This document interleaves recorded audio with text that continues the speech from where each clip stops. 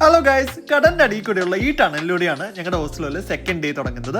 ഇന്നത്തെ major attraction ആണ് ഈ കാണുന്ന സംഭവം ഓസ്ലോ ഫ്യോർഡ്. ഇതിലൂടെയുള്ള ക്രൂയിസ് യാത്ര. ഗെറ്റ് യുവർ ഗൈഡ് വഴിയാണ് ഞങ്ങൾ ഈ ട്രിപ്പ് ബുക്ക് ചെയ്തത്. 1 മണിക്കൂർ വളരെ ചീപ്പായിട്ട് ഓസ്ലോ ഫ്യോർഡിൽ നിങ്ങൾക്ക് എൻജോയ് ചെയ്യാം ഇതുവഴി.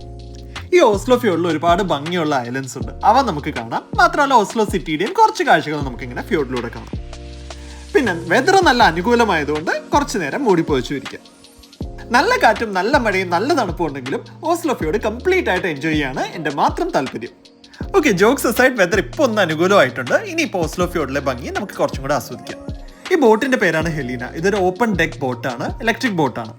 അങ്ങനെ ഓപ്പൺ ഡെക്കുള്ള ഈ ബോട്ടിന്റെ ഫ്രണ്ടിൽ നിന്ന് മുഖത്ത് വിൻഡൊക്കെ ഫീൽ ചെയ്ത് ഓസ്ലോ ഫ്യോർഡിന്റെ കാഴ്ചകളൊക്കെ കണ്ട് നമ്മളിങ്ങനെ നിൽക്കുമ്പോൾ പണ്ടത്തെ ഒരു വൈക്കിംഗ് കിങ് ആണെന്ന് സ്വയം തോന്നിപ്പോകും.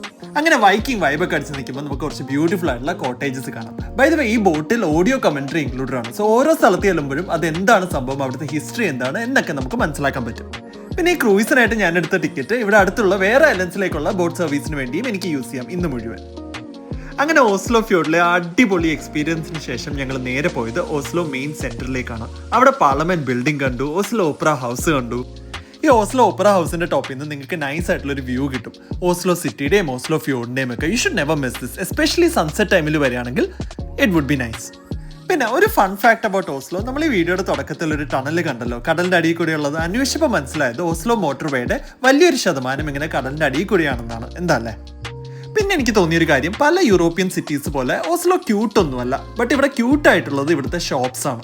ഷോപ്പ് ഹോപ്പിങ്ങിന് പറ്റിയൊരു സ്ഥലമാണ് ഓസ്ലോ.